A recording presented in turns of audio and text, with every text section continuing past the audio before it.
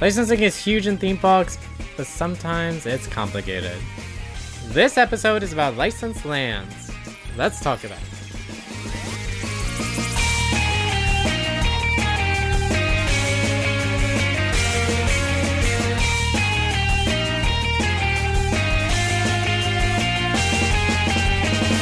Hello, and welcome to Parkgoers Go, your go-to podcast for all things theme parks. I'm your host, Nate. I'm Logan. I'm Dustin. And on today's episode, we are talking about licensed lands in theme parks. Yes!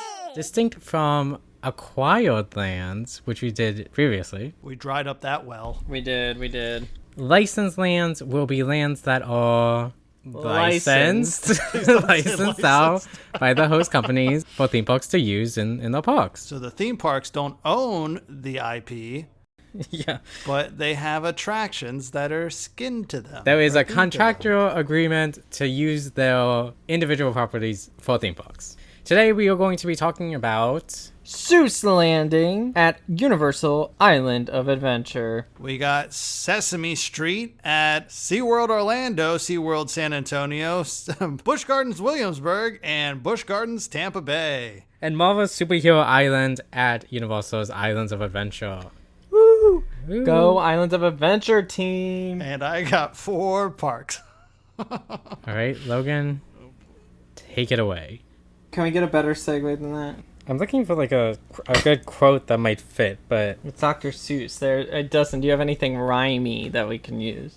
1 fish, 2 fish, red fish, Logan's turn. adults are obsolete children. Stupid. So Logan, weird. on to you. Yeah, great. I love these lands. I cannot wait. Let's pass to Logan. Go away, Nate. Let's go away, Nate. I like that. Oh, no. You say it. Nate, you say, I like this part. I cannot wait. It's your turn, Logan. I am Nate. I like these parks. I cannot wait. It's your turn, Logan. I am Nate. Stupid. Great. Well, I think that's as good as it's going to get anyway. Seuss Landing is an original installation of Universal's Islands of Adventure park that opened in May 1999, along with the City Walk. It's no surprise this land is based on books of the world-renowned author Dr. Seuss. The landing features several attractions heavily geared towards children. Many of the attractions were open the same time as the park, including the Cat in the Hat Dark Ride, the 1 fish, 2 fish, red fish, blue fish spinning ride, the Caro Seuss Bowl. I can never figure out how to say that. The Stories You'll Hear musical show, and If I Ran the Zoo interactive kids play area. The High in the Sky Seuss Trolley Train Ride was installed later in 2006. It is the twin-tracked monorail themed around the 1961 story The Sneetches that tours Seuss Landing and refers to many other Dr. Seuss books along the way. There are character appearances here where we have the Cat in the Hat himself, Thing 1, Thing 2, Sam I Am, Guy Am I, The Grinch, and the Lorax. There's also some seasonal events such as the Grinchmas Holiday Spectacular. Holiday? Holiday, Those yeah. are who's, yeah. Holiday. That holiday. Holiday. It's a holiday. I was like, holy day. Like it is, like I don't know. You sound like the professor from The Simpsons. But that makes sense. Holiday. Grinchmas Holiday Spectacular to tell the story of how the Grinch stole Christmas. The area also offers some unique food straight from the books, like Green Eggs and Ham Cafe, which is a tater tot quick service featuring the green eggs and ham, and Who Hash, and Circus McGurkus Cafe Stupendios, Now you're just saying words weird. with items such as pizza, pasta, and the redfish, bluefish poke bowl. Oh. Some other snack options. I know, I saw that on the Sounds menu. I really was good. like, oh, that one's cute. Some other snack options are at the Hop on Pop ice cream shop, Moose Juice Goose Juice, and Snookers and Snookers Sweet Candy Cookers. Oh, gosh. Maybe it's Snookers and Snookers Sweet Candy Cookers. Probably it. That's probably it. Can never really be sure. You really can't be sure. Cookers? Cookers. You can also find some wacky merchandise at Cats, Hats, and Things, All the Books You Can Read, and Mulberry Street Stores Trading Co. Fun fact about this land, other than me just talking about it, the area was actually designed to have as little straight lines as possible. So when you're like looking around at everything, there's like everything's supposed to be squiggly. The design team even put in palm trees that were bent from a Category 5 hurricane that hit Florida in 1992 to add to the theme. I love those trees. I was going to say the trees until you started saying it. Well, I used to always, I think I remember asking you, I was like, how do they even do that? Because I know, like when people, like apples and stuff, they'll cover them with like a molder as they grow and they mold into whatever that size is. I was like, there's no way they did that to that tree. Hold on, so you're telling me that the trees were not designed like that? It was because of a hurricane? No, they brought in the trees. Yeah, like they they were. Well, oh yeah. I think they bought those trees and put them in Seuss Land and be cut to like match the thing. Yeah. How great would it be if they're like, guys, we couldn't do everything non-straight lines. These trees, they just grow up. It's like, just wait. Give it time. Let it cook. I'm interested in I'm not really that interested, but that happened in 1992 and the thing opened in 1999. So, yeah. I mean, they must have saw them somewhere and then they were like, hey, can we take that tree? Oh, yeah, they did. Can we buy that from you? Because we want to put it, please. We're going to put it in Seuss Landing. It's so Universal. Smart. It's such a smart way to. I love when parks incorporate like so ethical. wildlife, not wildlife, weird foliage and stuff. Disney does that a lot too with a lot of their themes. Like Disney would even plant trees upside down. Yeah, if it made them look weirder. I've never been to Seuss Landing during Christmas, but it looks really cool. The Hula Day, what is it? Hula Day celebration. Yeah. That's something I really want to do one day. Have you been, Dustin? I have. It is, if you specifically like the Jim Carrey Grinch film, then you will enjoy it because that's the only Grinch you get to see. And I, for one, am a huge fan of the Jim Carrey Grinch. I saw the show, which was very cute. And then I also was able to do the breakfast with the Grinch, which was really fun as well. Is the breakfast outside? No. It's in that one restaurant, the quick service restaurant, but then they basically close it to the public. So you just sit down. I don't remember if it's buffet style or if they bring the stuff to the table. But, fun story, once I was there, I don't know if there's a fireside chat. Fireplace. Parkside chat. Why do you keep saying fireplace? I was thinking like Christmas, like, you gather around the fireplace. Okay. Yeah, it's supposed to be like a campfire thing where I bring everybody around the campfire to tell a story. But I guess for this one, because it's Christmas, I guess it'll be the fireplace. But anyways, so when I went to go do the breakfast with the Grinch comes out every so often, but it's mainly a bunch of Who's, and their makeup's actually really good. And one of the Who's came over and, in their themed way, they start chatting with everybody. And then the one who looked at me and goes, hey, do you by chance work at a different land? And I'm just like, yes. And he's like, by chance, is it a place where you ride boats all day and tell jokes? And I was like, yes. And it started to get a little weird. And then he's like, I think I rode one of your boats a couple days ago. I'm like, really? And he's like, yes. I was like, aw, somebody recognize me. But yeah, no, I think it was a lot of fun. Once again, if you like the Jim Carrey Grinch, I say go for it. If you don't like the Jim Carrey Grinch, don't go to it, because that's basically all it is. Actually, did you say what? Did you say how it got licensed? Like when? No, I don't know any of that information. There wasn't that much information out there about it because it opened with the park. Like, it just was, there was a lot happening. So did mine, and I have the information. What is it? Islands of Adventures might be a good candidate for Rough Beginnings if we ever do a second part. But I know they were struggling to find different lands or different properties for the different lands. Was it you, Nathaniel, that brought up that each one of them is based off of a book? or a book series I or did not something with say literature. That. Oh, Is that true? I thought somebody said that. Yeah, which is very interesting. Now, when did the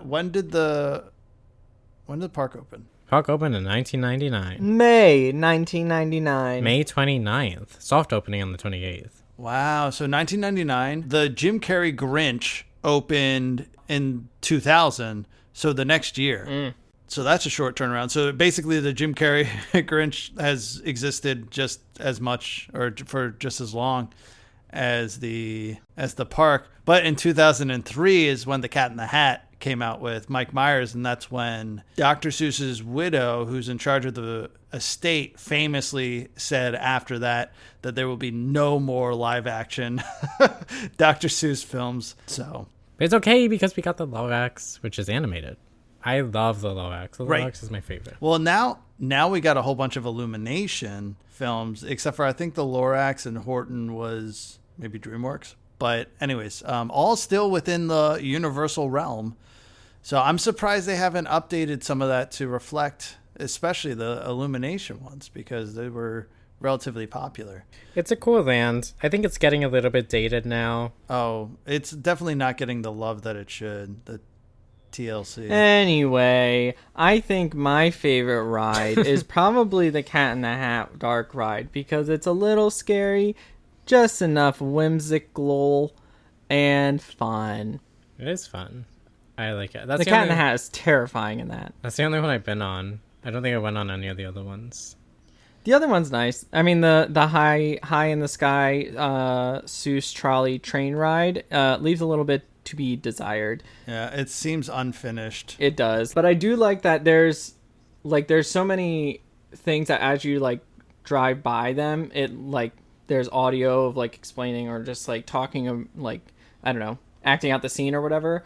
But even when you're walking through Seuss Landing, you can still see them and you can like recognize that they're from these different books and stuff, even though you don't hear like the audio of the thing talking or the line from the book and stuff. I thought that was pretty cool. Nice like integration of those references throughout the land, but it's also part of the ride. Well, it's also very much a kid section based off of just the rides that are there, because you got the two Dumbo-esque rides, you have the carousel. The Cat in the Hat ride is very child-oriented, the dark ride. But the funny thing is that the Cat in the Hat dark ride is Dustin's all-time favorite ride. I know, he's being very quiet since he's always raves about it. It's crazy. So, the Cat in the Hat ride, when I remember riding it for the first time, blew my mind. Thought it was the coolest thing ever. The piano about to fall on you, the glasses that are about to fall on you, or the dishes that are about to fall on you. Yeah, I was surprised because that was only last year. No. No, it was like I think the early 2000s is when we first rode it, or at least I think it was when the park opened, because I remember it was like the first time going into it. But having ridden it, last year, having ridden it last year, it needs some love. It is, it's hurting bad. I mean, it looks, I don't know if paint is chipping, but when I walk through there, I can feel... There's a lot chipping. Yeah. Everything's chipping right there. The Cat in the Hat's face is kind of melting off in some scenes where the skin doesn't attach to the animatronic that well. It's a walk-through section for the most part. Yeah. And then you got those two...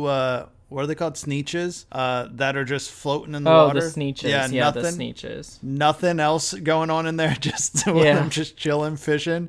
And you're like, why don't you add a little bit more to that water? Yeah. Well, I would also say this could be a contender for a Forgotten Land as well. Potentially. I feel like it's hard to forget, but I feel like they did. Correct. That's one of the criteria. Is it? So, yes. Wait, what's a segue from this to Sesame Street? It can't be that hard. They're both kids' things. Characters. I don't know. Dustin, do another rhyme. I like Seuss Landing. I think it's neat. But can you tell me how to get to Sesame Street? There we go.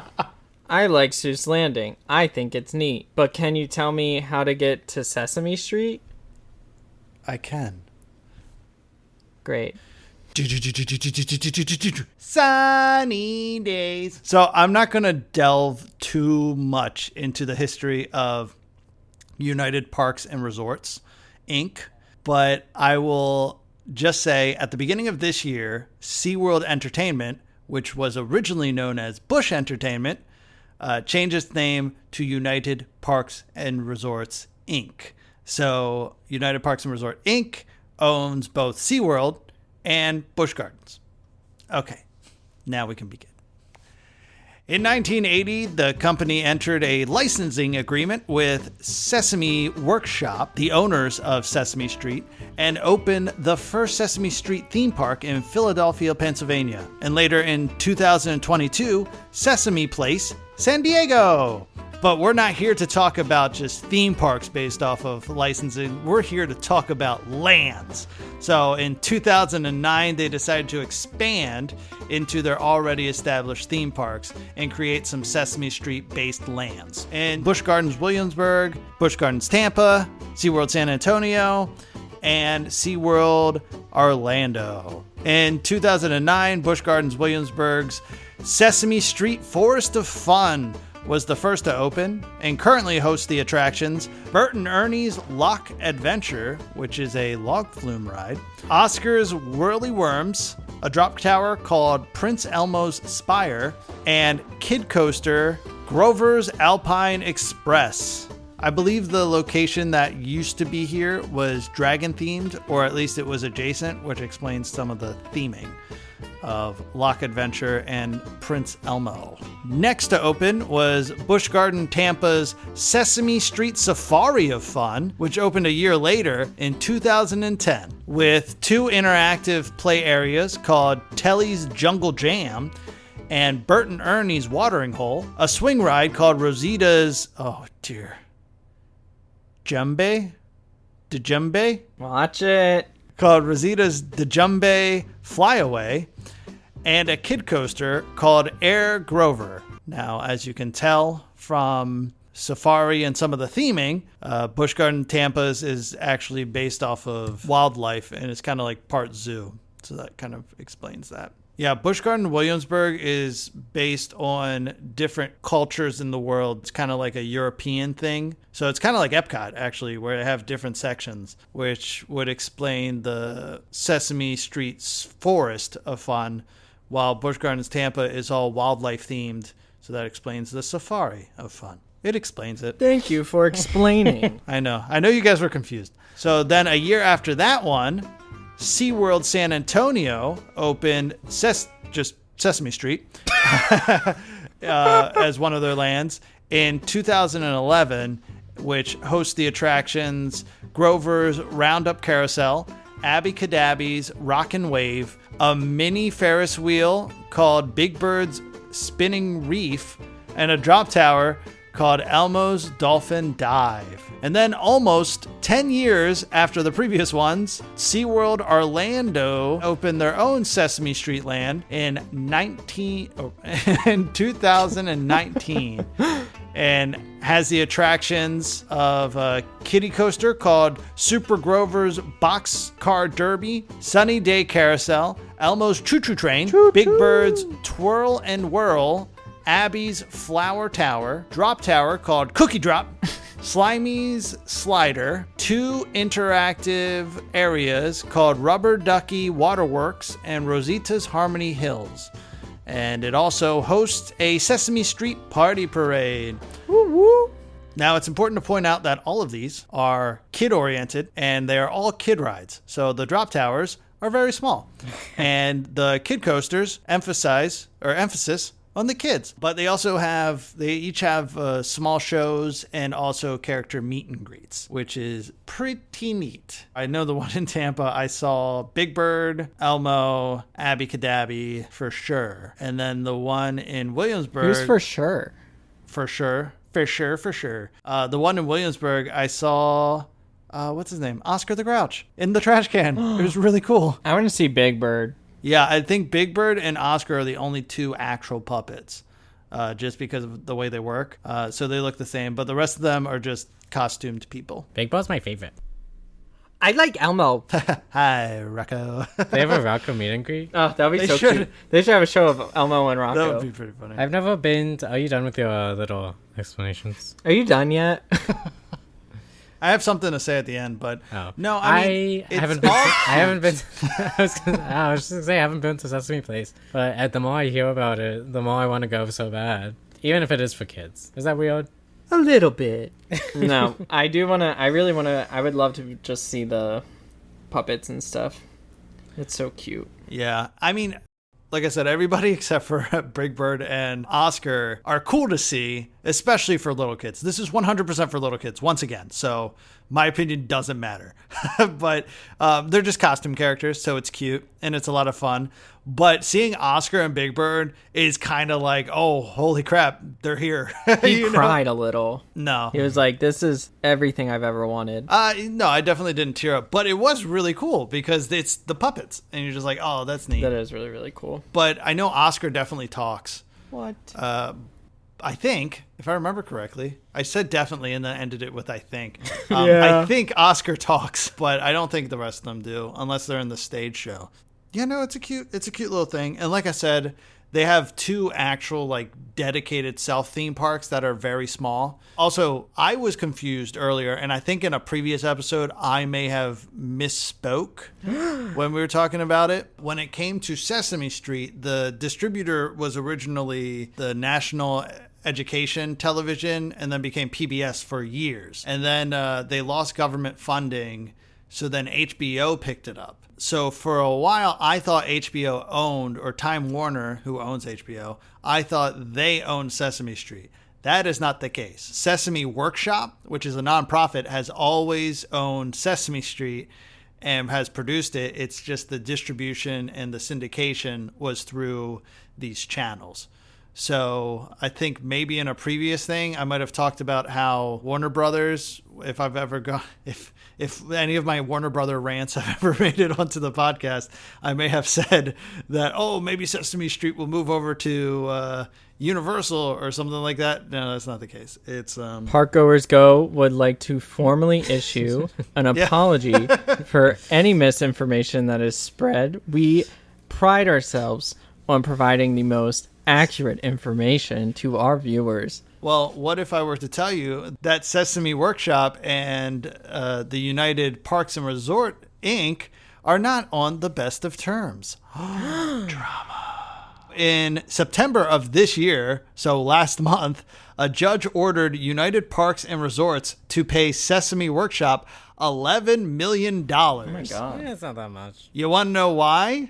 Why? It was for unpaid licensing fees. So there was a lot of drama. It had to do with the pandemic, where one side was saying they didn't get paid what they were owed, and the other side saying that somebody's taking advantage of the pandemic. But they went through multiple arbitrators who all were in favor of Sesame Workshop. Well, like with all license agreement, it's not open to the public, but I would imagine that there is a limit to these things, unless it's something similar to like what is rumored with Marvel. Hold the segue. Can't hold it. Where as long as they keep it up, then, you know, it'll be good. But I mean, with the soured waters, I don't know if we're going to be seeing much development in the Sesame thing. But then again, that's all conjecture. But no, talking about weird, awkward licensing drama, let's toss it over to... Talking about weird and awkward, here's Nathaniel. Here I am to talk about comics. I'm here to talk about my favorite IP, which is Marvel, at Universal's Orlando Island of Adventure. Marvel Superhero Island is one of 7 islands at Universal Orlando's Islands of Adventures that is themed after popular Marvel comic superheroes. The area opened in 1999 with the park and is home to 4 attractions, including Doctor Doom's Fearfall, Stormforce Acceleration, the Incredible Hulk Smash Coaster, and the Amazing Adventures of Spider-Man. Hi. Was that Peter Parker? Yeah, I was trying to catch phrases. His famous Said hi. catchphrase. I'm your friend in the neighborhood, Spider-Man. There you go. Marvel Superhero Island's architecture and theming, like I said, is modeled after the Marvel comic books, not the TV shows and movies. Why is that important? It will become important later. So in the land... Let him cook. In the land, you will see comic book color schemes, amplified angles, and cutouts of many of Marvel's popular characters. Interesting part about this land is that the island was originally conceived to be a DC superhero land, and it was going to feature DC comics and superheroes after the success of Tim Burton's Batman film starring Michael Keaton. But there was drama. And apparently the deal fell through. DC ultimately got bought by Time Warner for Six Flags, so they went to the next best thing, which is Marvel, which should have been the first choice in my opinion, but we'll get to it. For those who don't know, and I'm going to go on a little comic rant for a second, Marvel Comics went through a bit of a rough period in the 90s where they basically almost went bankrupt, and they licensed like everything that they could in order to not go under. So that's where, Fox got all the licenses for like X-Men, Fantastic Four, things like that. So one of those things that they licensed to was the theme park rights to Universal Pictures in the 90s.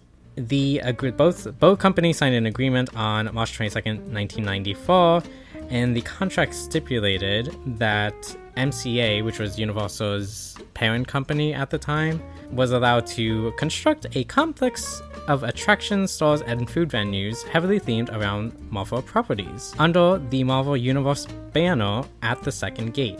That part is important when it talks about the Marvel banner, and we'll get to that in a second. The agreement remains in perpetuity,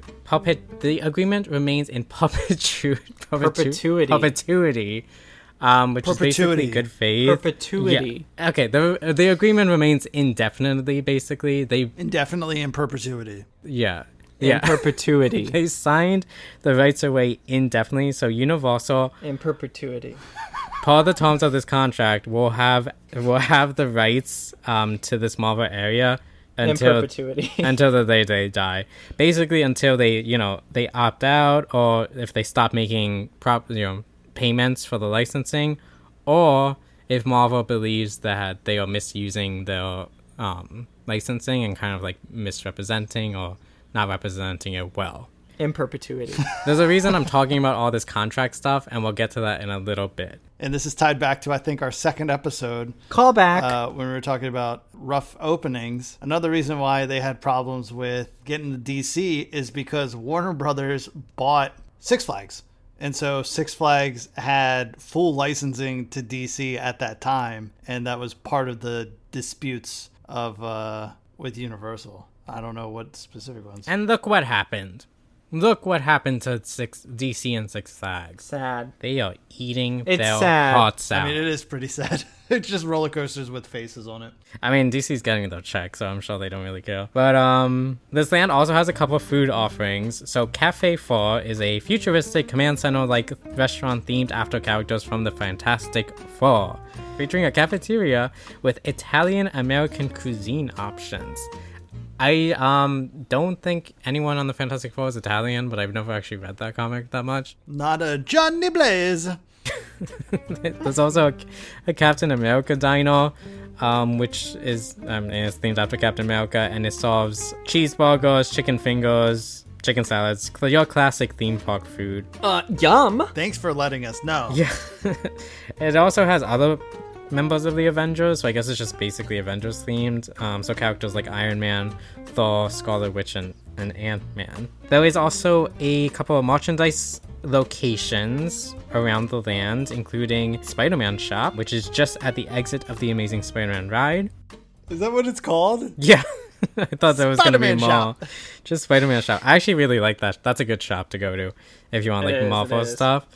There's also the Marvel Alterniverse store, like alternate universe store. There's a comic book shop and Oakley. I don't know why it's called. Oakley the sunglasses. Okay. Oh my gosh! I was like, what is X-Men? The X-Men Oakley? Character, Oakley. There is also a lot of character appearances that you can meet They're so cool. They're pretty cool. It's officially called Meet Spider-Man and the Marvel Superheroes, so I guess big Spider-Man presence here. But that's where you can meet characters like Wolverine, Storm, my favorite, Cyclops, and Rogue, along with Spider-Man and Captain America. I think that's basically it. All in their comic book. In the comic book attire. It is Cyclops cool. Cyclops got his trench coat on. He's got the visor. Before I get into the visor in detail, I did want to go back to all this contractual stuff that I was talking about. Because if you don't know, If you don't know, in 2009, the Walt Disney Company bought Marvel for $4 billion, acquiring basically full ownership of the company and all, rights to like its use. Now, that was a big deal because obviously Universal already had this in the parks. Was this mean that the contract was like, void? Answer is no, because again, perpetuity. Anyway, the Universal contract still holds indefinitely, but there was a couple of stipulations that doesn't really restrict Disney as much. So let's get into that. Before we say anything, this is all conjecture based off of what we've heard. So none of this is confirmed. It's all alleged. I don't know. I didn't read the contract. Yeah, exactly. We didn't read the contract. It's all, from other sources, but it seems to hold up. I mean, everything kind of checks out, and that's kind of been, the word about town. So, yeah. So part of that original contract agreement does go into detail about the use of Marvel properties outside of Universal theme parks. Well, specifically for theme parks, not just in general. One of those stipulations is that if a Marvel character is in use in the Florida location where this land is, it cannot be used in any other theme park east of the Mississippi River. So all those characters I mentioned before, like the X-Men, Spider-Man, Captain America, Scarlet Witch, all that jazz. My favorite X-Men character, all that jazz. Disney will never be able to use those characters, all that IP in their theme parks in Florida. However, they are free to use those characters in their California parks, which they already have with, the Spider-Man rides and all the characters they have in Avengers Campus. That is still free to use. Another weird thing about this contract, which I'm sure Disney, it kind of eats away at Disney, is that part of the contract is that Universal is the only park that's allowed to use the Marvel name in the entire United States. So whenever Disney uses it in their parks, like even Avengers Campus, it's not like Marvel's Avengers Campus. They can only say it's Avengers Campus, which I thought was kind of weird. They are free to use it outside. So if you go to the international parks, like in China or like Paris, they're able to label it with Marvel's. But yeah, I thought that was a weird stipulation. Additionally, which this part I don't 100% understand, is that like Disney or like any other theme park is not allowed to create a Marvel themed simulator ride within the like designated regional distances of any Universal theme park, regardless if those Marvel characters are not being used. So basically, I think it's that whole thing with like the Mississippi thing. If it's on the East Coast, they can't have any Marvel simulator rides. Which is kind of weird. I'm guessing that's because they have like the Spider-Man and stuff, and they want, they probably knew that was going to be a big hit, so they kind of covered themselves there. But yeah. And it was a big hit. Great ride. 10 out of 10. Maybe that's where the new ride is coming from. They're just feeling petty, so they're like, you know what? We're going to make one anyway, and it's going to be the multiverse, and it's going to be exactly like yours, and you can't do anything about it. Nanny, boo-boo. Yeah. Well, hold on. Let's put ourselves in the shoes of Universal at the time. So we got Marvel, like as you said, was a struggling business, basically selling the rights to everything away. So they didn't really care too much one way or another. But now you got, Six Flags and Time Warner, who basically have DC locked up, and then Universal gets a hold of Marvel. I mean, with your competition being Disney right down the street, I think it kind of makes sense to lock it down, where it's just like, oh, no, you guys, with these two tied up now, you don't really have a superhero leg to stand on. little did they know down the way it would all change drastically. But I do wonder what the benefits are, because this has to be mutually beneficial to both. The fact that Disney now owns Marvel made it a huge franchise, and then Universal, I'm sure, has to pay royalties or whatever to Disney, but it gets people through the door. You know, that's the only place you can ride a Hulk roller coaster. And now that they have Doctor Doom coming back, you know, it's like, okay, I don't know. That's very interesting. I mean, I'm sure they probably maybe predicted that Marvel would eventually be owned by another company, and I don't know.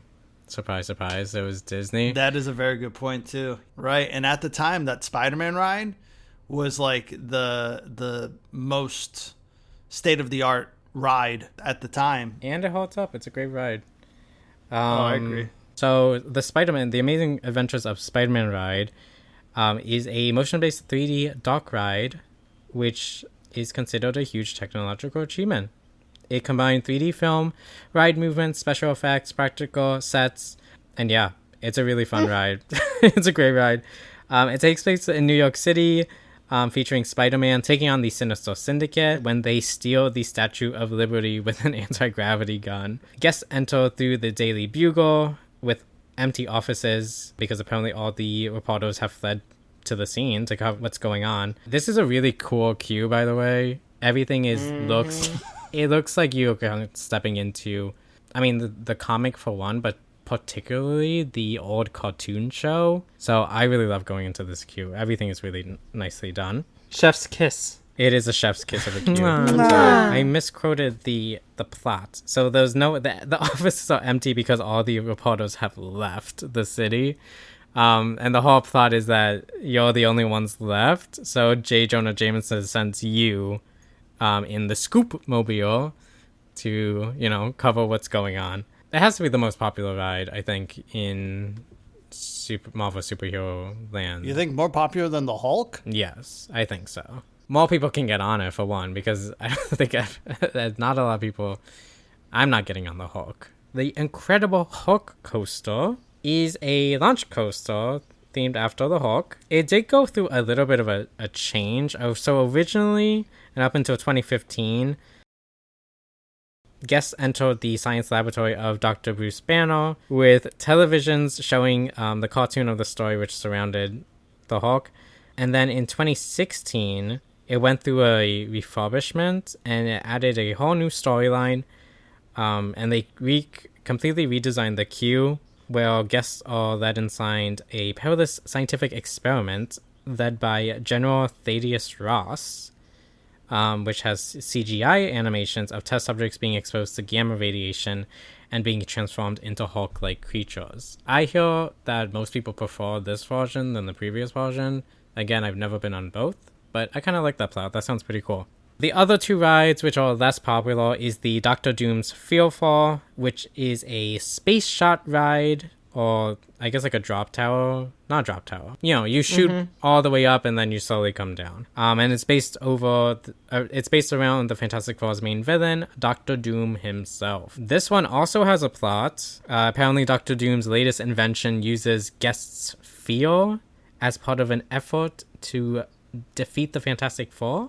So I guess he extracts your fear as power. And then lastly, we have Storm Force Acceleration, which is a teacup ride themed after the one, the only Storm from Storm! X-Men. One of my favorites. And that opened in the year 2000. Riders are made to spin around in order to power the Acceleratron, a device that amplifies the mutant's abilities to allow the X-Men, Professor X, and Storm to defeat Magneto. These are loosely themed. Those two attractions are very loosely themed, but I love it. I love it so much. I've never been on any of them except Spider-Man? Spider-Man, yeah. Me neither. We should get on the Storm one at least. I was gonna say, I'm gonna make it a point to go on those teacups. I love Storm. Yeah. I mean, it's probably gonna be. We gotta show up for her. We gotta show up and show out for Storm. It is interesting too to think that in Islands of Adventure, the two ones that you guys have talked about, both of those lands have 4 rides, which I feel like is not very common. Yeah, they pack it in. Because even when newer lands pop up, I think it's usually just one or two rides. Granted, two of them are major, and then it's like two minor ones, really. Well, and they also opened with the park. Like, I feel like there's a certain level of expectation. Like, we're not going to open with one ride in each park. I mean, in each land. But were you going to go into any of the meet and greet stuff or the characters? No, I mean, I mentioned the characters. We can talk about the characters, though. We do have an interview coming up with somebody who worked on the costumes, who has mentioned that the costumes that we see today are the same costumes, or at least the same designs, as when the park first opened. And you can kind of tell. They're very old and pretty dated. I like how every so often, I'm sure there's a time, like every 15 minutes or something, don't quote me on that, but the heroes will come out on ATVs. Have you ever seen that? I've never seen that. No. Yeah, they'll come out on ATVs and just like drive the streets and then park them so that they can take pictures. I've seen that done. But like when the park first opened in like 1999 and early on, did you know that right on the streets in front of everybody, there used to be this pretty elaborate stunt show?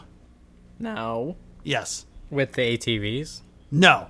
So this would involve like Spider-Man scaling down the wall. It would involve a flying Green Goblin that had his what is it called?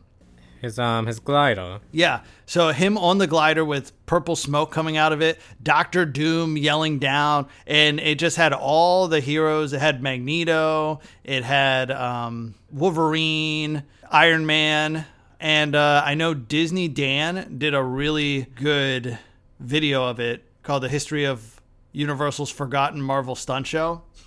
I recommend it. It looks incredible. It just happens. Everybody's just standing around. The Goblin's running through people as the cops try and chase him. It looks super cool. And also, Magneto was very ripped.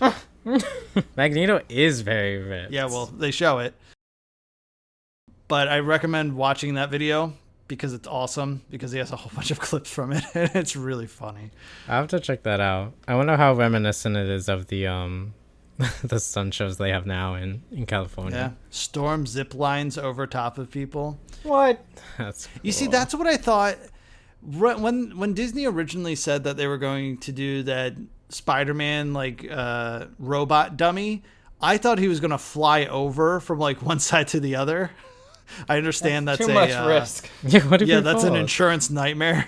But that's what I thought. That's the reason. But yeah, I guess it's cool the way he does it. And then after they fight, they all just sign books. Love that. I'm a huge Marvel fan, and I love the fact that we have Marvel in a theme park, particularly Islands of Adventure, because it's one of my favorites. I am a little bit sad that they're using up so many good characters, especially the X-Men, because I'm a huge X-Men fan. Big X-Men guy over here. Huge X-Men guy. And to only have a teacup ride, oh, it kills me. I would love an X-Men, like a proper X-Men ride. But what I do find interesting, or not interesting, what I find unfortunate is that Marvel Superhero Island isn't going to expand anymore. But Disney's Avengers Campus is only going to expand to whatever the MCU dictates.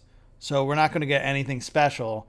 And with how Disney has been handling the X-Men, I don't know about you, because I know you're a big X-Men fan, but I thought the X-Men was going to be this big reveal, and then all of a sudden the floodgates would open. But it seems like what they're doing is that they're slowly just putting one character in at a time, like teasing it, and I feel like we're not going to get that big opening. I think it's just going to be a slow transition into, oh, well, the X-Men are here now, and you're like, oh, okay. But I want them to do it so that I can have them in a park, with like cool stuff, hopefully. So, come on, Disney, do something. Yeah. So when it comes to the licensing, we have Disney's basically owns the property that Universal has. Sesame Workshop owns the property that United Parks and Resorts has, and then Dr. Seuss's estate owns the land that Universal has. But yeah, and like I said, with Illumination taking the helm of Dr. Seuss stuff, I can imagine that there could be a future update with Dr. Seuss Land. But I don't know. I'm just waiting. If they make a Cat in the Hat movie and it's a huge hit, then I think we'll see an update. But yeah, I don't know. It's hard when you have these licensed properties, because they're able to do really cool things, when they originally built it, but things like expansions and updates and stuff, I'm sure is like sometimes near impossible, like with Marvel, or it's just difficult to get those agreements and stuff. Is Harry Potter a licensed land? Yep. Or does I mean, that's a successful one for sure. Well, and that's why I was saying that Universal still does it, because you got the Simpsons land, you got the Harry Potter. Some of them get the love and some of them don't. Yeah. But so we can definitely we love them all. Yeah. We love them all. And we'll talk about others later. But that's all for today's episode of Parkgoers Go. Make sure to follow us on Instagram at Parkgoers Go. And also hit the subscribe button on Spotify to be notified for future episode releases every Monday. Now do a rhyme. And we'll see. What's a good rhyme then? Dustin. This was fun. We had a good time. And now we're going to end it with a dumb rhyme. With a rhyme? Yeah. Do you want me to say that? No, you don't have to do it with a rhyme. Okay. I'll just keep that part in. And we'll see you at the park. Bye.